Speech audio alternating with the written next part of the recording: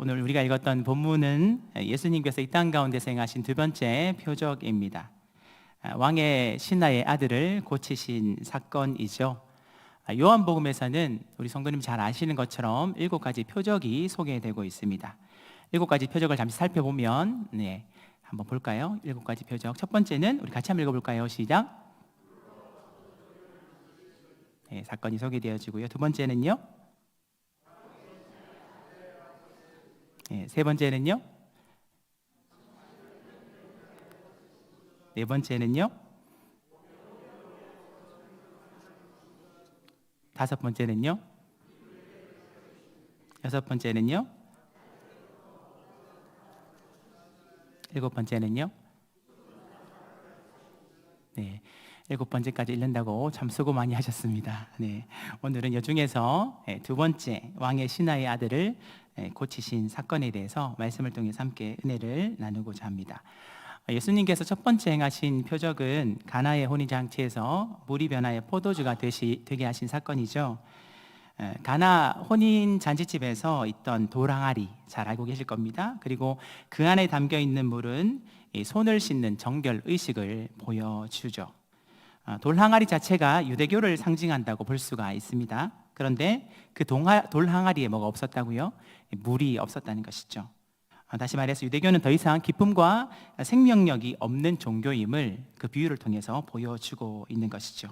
그런데 돌항아리 6에 물이 가득 채워지고 예수님께서 말씀하셨을 때에 그 물이 변하여 포도주로 변하게 되었습니다. 포도주가 떨어져 슬픔이 가득했던 잔치집에 한순간이 기쁨으로 변하게 되었죠. 무엇을 보여주는 것일까요?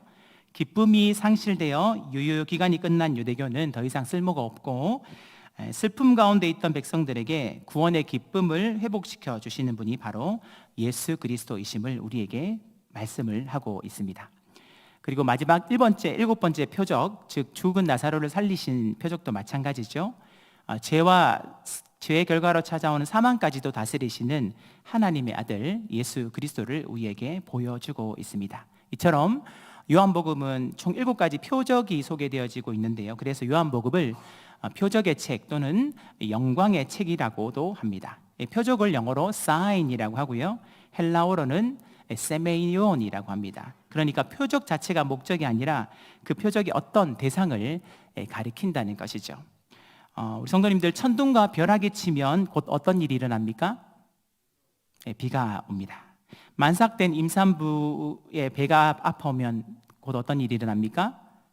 아이가 출산한다는 것이죠. 마찬가지로 표적도 그 자체의 목적이 아니라 어떤 대상을 가리키고 있다는 것입니다. 무엇일까요? 바로 예수님께서 하나님의 아들 그리스도이심을 보여주는 것이죠. 요한복음 20장 30절에서 31절까지 이렇게 기록을 하고 있습니다. 우리 다 함께 읽어보도록 하겠습니다. 시작.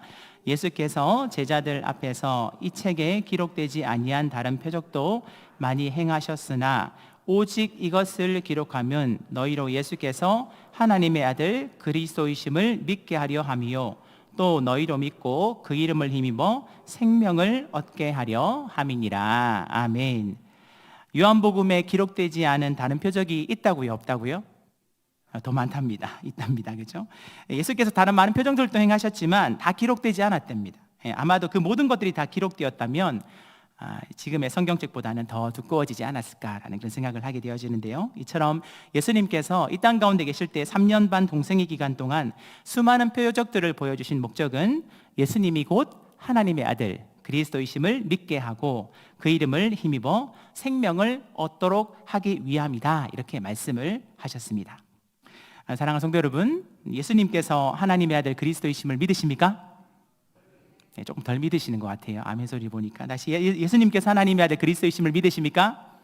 네. 예수 그리스도 이름을 힘입어서 영원한 생명을 얻었음을 확신하십니까? 맞습니다. 저도 아멘입니다.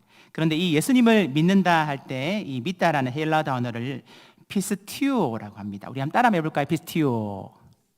피스티오라고 하는 이것이 믿는다라는 뜻을 가지고 있습니다. 이것에는 3가지 의미가 있는데 첫 번째는 이런 의미가 있습니다. 첫 번째는 지적 동의입니다. 사실을 인정하는 것을 얘기할 때 피스티오, 믿는다라고 표현을 하는 것이죠. 두 번째는 마음의 신뢰를 얘기할 때도 믿는다라는 표현을 씁니다. 진심으로 믿는다는 것이죠. 그리고 세 번째는 의지적 헌신을 얘기할 때도 피스티오 믿다라는 표현을 씁니다. 그러니까 삶을 온전히 맡긴다는 것이죠. 신약 성경에서 이 단어가 약 한 250번 이상 사용된 것으로 보아 매우 중요하다는 것을 알 수가 있죠.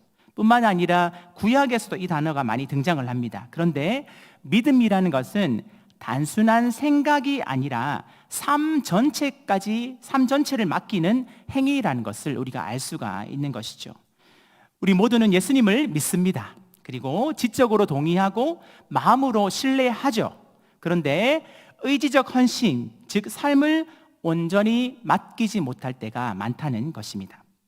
예수님을 나의 구원자로 믿지만 내 삶의 주인으로 모셔 온전히 그분께 우리의 삶을 맡겨야 하는데 그것에 실패를 한다는 것이죠. 이것을 온전한 믿음이라고 말할 수는 없다는 것입니다. 그런데 오늘 본문에 보니까요, 예수님에 대한 온전한 믿음을 보여준 한 인물이 등장을 합니다. 누구입니까? 왕의 신하입니다. 그는 이방인이었습니다. 하지만 예수님의 말씀에 지적으로 동의하고 진심으로 믿었으며 삶을 온전히 맡겼다는 것입니다. 그러니까 유대인들의 불신앙과는 큰 대조를 이루고 있는 것이죠. 그렇게 할 때에 자신의 아들이 치유받고 그 가족 전체가 구원받는 놀라운 역사가 임하게 되었다는 것입니다. 오늘 말씀을 통하여서 이 온전한 믿음이 무엇인가를 이 왕의 신하의 모습을 통하여서 우리가 다 같이 한번 은혜를 나누었으면 좋겠고요. 우리 말씀의 제목처럼 말씀을 믿고 가더니라는 제목으로 함께 말씀의 은혜를 나누고자 합니다. 첫 번째로 말씀대로 행하는 것이 참된 믿음이라는 것입니다. 자, 우리 본문 50절 말씀인데요. 우리 다 함께 읽어보도록 하겠습니다. 시작. 예수께서 이르시되 가라 내 아들이 살아있다 하시니 그 사람이 예수께서 하신 말씀을 믿고 가더니 아멘. 예수님의 말씀, 내 아들이 살아있다, 이 한마디 말씀을 믿고 떠났던 왕의 신하의 아들에게 무슨 일이 일어났습니까? 왕의 신하의 아들이라고 했는데요, 여기서 왕은 이 갈릴리의 분봉왕이었던 헤롯 안티파스를 가리킵니다. 헤롯 안티파스 누구일까요? 세례 요한을 죽인 인물이고 나중에 예수님을 신문했던 사람입니다. 왕의 신하의 아들이니 얼마나 귀했겠습니까? 그런 아들이 죽을 만큼 심한 열병에 걸렸다는 것이죠. 이 신하는 아들의 병을 치료하기 위해서 온갖 의원들을 수소문하고 찾아다녔을 것입니다. 지금으로 말하면 명의라는 명의는 다 찾아다녔겠죠. 그러니까 왕의 신하라는 뜻은요, 인간적으로 동원할 수 있는 것들이 아주 많은 아주 유력한 사람이었다는 것입니다. 왕의 신하였기 때문에 권력이 없었겠어요? 아니면 돈이 없었겠습니까? 힘이 없었겠습니까? 하지만 왕의 신하는 그 병을 앓고 있는 자녀 앞에서 아무것도 할 수가 없었다는 것입니다. 부모는 강하죠. 하지만 자녀의 문제 앞에서는 가장 나약해지는 존재가 바로 부모임을 알 수가 있는 것이죠. 우리의 인생이 그런 것 같습니다. 인간의 힘으로 아무리 노력하고 동원해도 분명 한계는 존재합니다. 때로는 하나님께서 그 자리까지 우리를 몰아넣으실 때가 있는 것이죠. 내가 지금까지 의지했던 모든 것들, 그런 것들 내려놓기를 원하시고요. 때로는 벼랑 끝에 서서 모든 것들을 포기하기를 원하실 때도 있다는 것입니다. 중요한 것은 그때가 바로 하나님이 일하는 시간이라는 것이죠. 오늘 본문을 통하여서 인간의 절망이 하나님을 찾는 결정적인 계기가 되기도 한다는 것을 발견하게 됩니다. 만약 왕의 신하의 아들이 이 병에 걸려서 절박한 문제가 없었다면 이렇게 먼 곳까지 예수님을 찾아왔을까요? 예수님에 대해서 궁금해하지도 않았을 것이고요, 찾아오지도 않았을 것입니다. 사실 왕의 신하는 아들의 병을 통하여서 예수님을 만난 대표적인 케이스라는 것이죠. 절망을 통하여서 가족 모두가 구원받게 되어지는 놀라운 은혜와 기적을 경험하게 되었다는 것입니다. 우리 성도님들 가운데서도 여러 가지 문제와 어려움 때문에 교회에 나와서 예수님을 믿게 된 분이 분명히 계실 것입니다. 그리고 그것을 통하여서 놀라운 기적을 많이 경험하셨을 것입니다. 저희 가정도 마찬가지예요. 고등학교 때 친한 친구가 예쁜 여자를 소개시켜준다는 그 말에 꼬여서 교회를 나오게 되었습니다. 그 교회에 예쁜 여자가 있었을까요? 있었습니다. 진짜 있었습니다. 중요한 것은 그 자매가 저에게 관심이 없었다는 것이죠. 그렇게 교회를 나가면서 수련회 때 예수님을 만나고 어머니를 전도하기로 마음을 먹었습니다. 저희 어머니가 참 이렇게 집안 대대로 내려오는 어떤 그 신기라는 것이 있으니까요. 제가 처음에는 복음을 전하니까 들은 채도 안 하시더라고요. 내가 성당은 갔지 교회는 절대 못 간다. 뭐 이렇게 얘기하시면서 네가 교회를 나가는 것은 내가 반대하지는 않겠지만 나에게 강요하지는 말아라 이렇게 말씀을 하십니다. 그런데 하나님께서 벼랑 끝에 밀어넣기 시작하시더라고요. 집안에 예기치 않게 부도가 나서 쫄딱 망하게 되어지고요. 이 절망적인 상황을 딱 만나니까 어머니께서 결국 항복하고 교회로 나가시게 되었습니다. 지금은 권사님이 되어서 주님의 몸된 교회를 잘 섬기고 있습니다. 그러니까 절망적인 사건이었지만 그 절망적인 사건을 통하여서 저희 가족 모두가 구원받는 놀라운 축복의 사건이 되었던 것입니다. 왕의 신하도 마찬가지라는 것이죠. 왕의 신하의 마음이 어땠을까요? 아버지로서 죽음 앞에 서 있는 자식에게 아무것도 해줄 수 없는 자신을 보면서 아마도 무능하다고 느꼈을 것입니다. 아마도 지푸라기도 잡고 싶은 그런 심정이었을 것입니다. 아들이 죽어간다는데 뭔들 못하겠습니까? 그런 도중에 누구에 대한 이야기를 듣습니까? 예수님에 대한 이야기, 예루살렘에 생겼던 기적에 대한 소문이 들려오기 시작합니다. 그렇겠죠. 혹 예수님이라면 내 아들의 병을 고쳐줄 수 있지 않을까 하는 그런 작은 믿음이 생기기 시작했던 것입니다. 자녀를 낳아보고 키워보신 부모님들은 이 왕의 신하의 마음이 이해가 되실 것입니다. 내 아이의 아픔과 고통이 나에게 옮겨질 수만 있다면, 차라리 내가 아팠다면 내가 대신 죽었으면 좋겠다라는 생각이 세상 모든 부모의 마음이라는 생각이 듭니다. 예수님이 지금 계시는 곳은요, 갈릴리 가나입니다. 왕의 신하가 있는 그 집은요 32km나 떨어진 가버나움이라는 곳이에요. 하루 이상 가야 하는 멀리 떨어진 거리였지만 그 절박함 앞에 거리는 문제가 되지 않았습니다. 그렇게 예수님을 찾아와서 도움을 요청을 하고 있는 것이죠.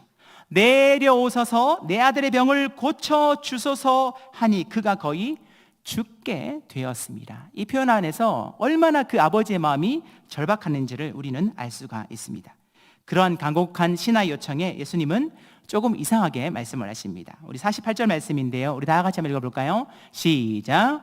예수께서 이르시되 너희는 표적과 기사를 보지 못하면 도무지 믿지 아니하리라. 아멘. 예수님께서 왕의 신하에게만 말씀하셨다면 너라고 하셔야 되는데 너희라고 하신 것으로 보아 왕의 신하만을 가리킨 것이 아니라 주변의 갈릴리 사람들을 향한 말인 것 같습니다. 아마도 예루살렘에 생겼던 기적들을 보고 흥분한 무리들이 또 다른 기적을 보려고 여기까지 따라왔다는 것이죠.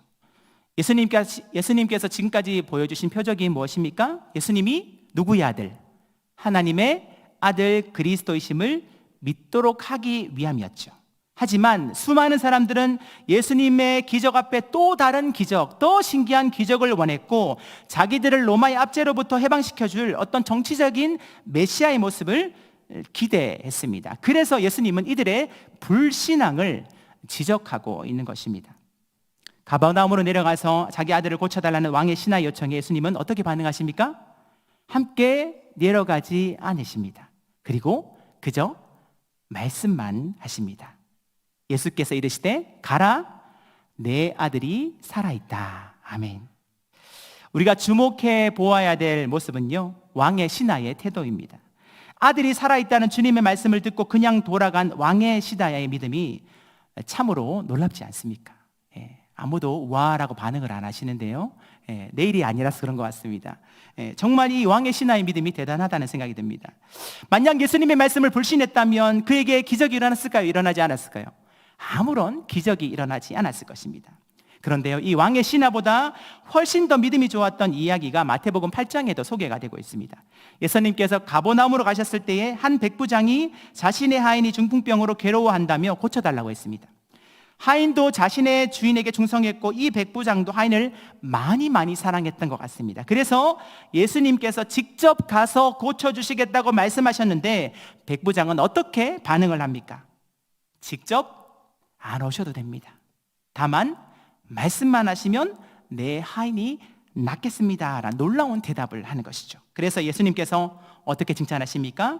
이스라엘 중에 이만한 믿음을 본 적이 없다라고 백부장의 믿음을 크게 칭찬하시는 것을 볼 수가 있습니다.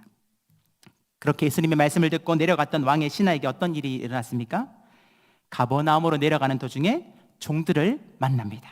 그리고 아이가 살아났습니다 라는 놀라운 소식을 듣게 된다는 것이죠.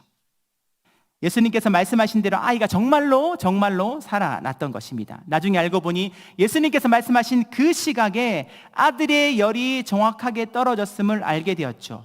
아마도 왕의 신하의 마음에 어떤 두려움이 생겼을 것입니다. 아, 이분이 진짜 하나님이시구나, 그런 마음이 들지 않았겠어요. 마치 베드로에게 내 오른쪽에 그물을 던지라 했을 때에 제가 밤새도록 빈 그물을 던졌습니다. 그런데 지금은 그물 던질 시간이 아닙니다. 그러나 말씀의 의자에 그물을 내려보겠습니다. 그렇게 생각하고 던졌더니 물고기가 그물에 찢어지듯이 많이 올라왔을 때 뭐라고 고백을 합니까? 주여 나를 떠나소서, 나는 죄인입니다 라고 고백을 합니다. 그런 생각이 드는 것이죠. 예수님의 능력이 말씀을 통하여서 그대로 나타나게 되었다는 것입니다. 사랑하는 성도 여러분, 주님은 어떤 분이십니까? 시공간을 초월하여 어떠한 문제도 말씀 한마디로 해결하실 수 있는 전능하신 분이심을 믿을 수 있기를 예수님의 이름으로 축복합니다. 왕의 신하가 예수님의 말씀을 믿고 나갔을 때 아들이 치유되었던 것처럼 말씀을 들을 때 우리 가운데 믿음이 생겨지고요, 믿는 대로 온전히 순종할 때 기적은 반드시 일어나게 된다는 것입니다. 건강한 신앙생활에서 가장 중요한 것은 말씀이죠. 말씀 다음에 믿음이고 믿음 다음에 기적입니다. 믿음은 들음에서 나고 들음은 그리스도의 말씀으로 말미암는다는 말씀처럼요, 말씀이 먼저이고 최고입니다. 그 다음 믿음을 통한 기적이 나타나게 된다는 것이죠. 그런데요, 이 순서가 잘못되어져서 순서가 기적, 믿음, 말씀 이렇게 되어지면 우리 신앙에 문제가 생긴다는 것입니다. 기적 때문에요, 믿음은 생기지 않습니다. 기적은 또 다른 기적을 구하게 되는 것이죠. 출애굽한 이스라엘 백성들이 수많은 기적을 경험한 백성들이 또 어디 있을까요? 애굽의 10가지 재앙부터 홍해가 갈라지는 기적, 구름기둥, 불기둥으로 인도하시는 기적, 만나와 메추라기를 먹이시는 기적, 반석에서 물이 나는 기적 등 수많은 기적을 경험했지만, 물론 그 가운데 믿는 사람들도 있었습니다. 소수였죠. 대부분은 그들에게 믿음이 생기지는 않았습니다. 결국 하나님에 대한 불신으로 다 죽게 되었다는 것이죠. 기적 때문에 믿음이 생기지 않는다는 것을 우리에게 보여줍니다. 또 다른 기적을 구했던 도마가 생각나지 않습니까? 요한복음 20장을 보면 예수님의 부활을 의심했던 도마가 내가 예수님의 손에 못자국을 보며 내 손가락을 그 못자국에 넣으며 내 손을 그 옆구리에 넣어보지 않고는 믿지 아니하겠노라. 기적을 구하잖아요. 그런 도마가 사랑하신 예수님께서 나타나셔서 뭐라고 말씀하십니까? 도마에게 이르시되 내 손가락을 이리로 내밀어 내 손을 보고 내 손을 내밀어 내 옆구리에 넣어보라. 그리하여 믿음 없는 자가 되지 말고 믿는 자가 되라 라고 말씀하시면서 보지 못하고 믿는 자는 복되도다 라는 유명한 말씀을 하셨다는 것입니다. 믿음은요, 기적이나 체험이 중요한 것이 아니라 말씀이 중요한 것입니다. 우리 인생의 모든 문제도 마찬가지입니다. 말씀을 들을 때 치유가 임합니다. 말씀을 들을 때요, 죽을 병도 낫게 된다는 것입니다. 말씀을 들을 때 믿음이 생기고 기적이 나타납니다. 아무리 절망적인 상황과 환경 가운데 처해 있을지라도 하나님의 그 약속의 말씀 한마디를 붙들게 되어지면 우리는 결국 살아나게 된다는 것입니다. 그래서 우리에게 말씀이 너무나 중요하다는 것이죠. 대저 하나님의 모든 말씀은 능치 못함이 없음을 믿을 수 있기를 바랍니다. 사랑하는 성도 여러분, 저와 여러분들이 언제 변했습니까? 언제 인생이 달라졌습니까? 예수님의 말씀을 듣고 믿었던 그때부터 기적은 시작되었습니다. 10년, 20년이 지난 후 간증을 하지만 정작 중요한 것은 말씀이 내 마음 가운데 새겨진 후부터 변화와 기적은 일어나게 되었다는 것입니다. 물이 변하여 포도주가 되게 하신 표적, 또 왕의 신하의 아들이 살리신 두 번째 표적, 이 두 표적의 공통점은 무엇입니까? 두 표적 다 인간은 절대로 할 수 없는 일이라는 것입니다. 전능하신 하나님만, 전능하신 하나님의 아들만이 할 수 있는 영역이라는 것이죠. 첫 번째와 두 번째 표적은 어떤 경우에만 나타났습니까? 모두 말씀을 듣고 순종하는 자에게 놀라운 기적이 나타나게 되었다는 것입니다. 잔치집 하인들도 말씀을 믿고 순종했습니다. 이제는 떠서 연회장에게 갖다 주라. 주님이 말씀하시자 하인들이 물을 떠서 갖다 주었더니 물이 변하여 포도주가 되었던 것이죠. 본문의 왕의 신하도 예수님의 말씀을 믿고 순종했습니다. 가라, 내 아들이 살았다라는 말씀을 믿고 순종했을 때에, 갔을 때에 기적이 일어나게 되었다는 것입니다. 눈에는 아무것도 보이지 않고 손에는 아무것도 잡히는 것이 없지만 주님의 말씀을 믿고 순종하며 나아갔을 때에 마침내 기적은 일어나게 되었던 것입니다. 오늘 우리는 찬송했습니다. 이 눈에 아무 증거 아니 배어도 믿음만을 가지고서 늘 걸으며 이 귀에 아무 소리 아니 들려도 하나님의 약속 위에 서리라. 걸어가세 믿음 위에 서서 나가세 의심 버리고 걸어가세 믿음 위에 서서 눈과 귀에 아무 증거 없어도. 아멘. 신자의 신학은요, 표적에 머무르는 신앙이 되어서는 안 됩니다. 말씀에 대한 신뢰까지 나아가야 된다는 것이죠. 표적이 우리 믿음의 출발점일 수는 있으나 결코 목표가 되어서는 안 됩니다. 믿음의 뿌리는 기적이나 표적이 아닌 하나님의 말씀에 두어야 된다는 것입니다. 표적은 우리를 믿음으로 인도하는 통로일 뿐 신앙의 본질은요, 말씀과 예수님에 대한 온전한 신뢰임을 꼭 기억할 수 있기를 간절히 소망합니다.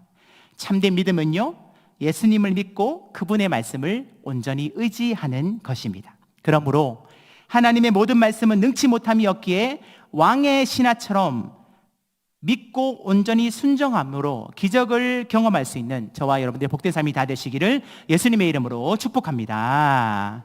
두 번째로 온전한 믿음으로 변화되었다는 것입니다. 자, 우리 본문 53절 말씀인데요, 우리 다 함께 읽어보도록 하겠습니다. 53절입니다. 시작.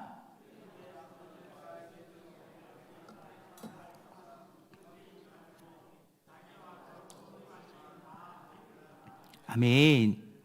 왕의 신하가 예수님의 말씀을 듣고 가버나움으로 내려가죠. 중간에 종들을 만나 이야기를 들으니 알아, 아이가 살아있다는 말을 듣자 왕의 신하가 낫기 시작한 때를 물었고 전날 7시에 나왔다고 하자 신하와 온 집이 예수님을 믿었다라고 성경은 기록을 하고 있습니다. 비록 짧은 내용이지만 왕의 신하의 신앙 여정이 참 재미있습니다. 사실 처음 그가 예수의 소문을 들었을 때 지푸라기도 잡는 심정이었을 것입니다.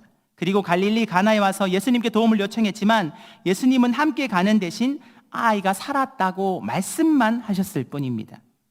예수님의 말씀을 듣기는 했지만 인간인지라 아무래도 염려 반 기대 반이었지 않았을까요? 그렇다가 가다가 만난 종들의 이야기를 듣고 아이 열이 떨어진 시점이 예수님이 말한 시점과 같은 것을 알고 온전한 믿음이 생겼다는 것입니다. 마침내 자기도 믿고요, 온 집안도 다 믿게 되었다는 것이죠. 아들이 낳은 것 분명히 은혜입니다. 하지만 더 큰 은혜는 무엇입니까? 그 절망적인 사건 때문에 온 집안의 모든 식구들이 예수님을 믿게 되어진 것, 그것이 더 큰 은혜라는 것입니다. 한 사람의 믿음과 순종으로 그 집안 전체가 구원받게 되었다는 것이죠. 특별히 성경을 보면 주님의 기적은 항상 영혼 구원과 연결이 되어 있습니다. 사도행전 16장을 보면 바울과 실라가 빌립보에서 귀신 들린 여종에게 예수 이름으로 치유를 선포합니다. 그 일 때문에 억울한 누명을 덮어 쓰고 깊은 감옥에 갇히죠. 하지만 바울과 실라는 거기에서 그럼에도 불구하고 기도하고 하나님을 찬송합니다. 그때 어떤 일이 일어납니까? 갑자기 지진이 나고 옥문이 열려지고 죄수들이 묶여있던 모든 착고들이 풀려지게 되어집니다. 죄수들이 풀려난 것을 겁을 먹은 간수가 자결하려고 하죠. 왜냐하면 그 당시에 죄수가 풀려나면 그 생명의 몫을 결국 자기가 이 값을 치러야 되기 때문에 그렇습니다. 그때 바울이 급히 말립니다. 뭐라고 말합니까? 우리가 여기 있다, 더 이상 몸에 손대지 말라, 이렇게 말을 하게 되어지죠. 그렇게 간수에게 복음을 전했을 때 간수장과 그 가족 모두가 구원받는 놀라운 역사가 일어나게 되었다는 것입니다.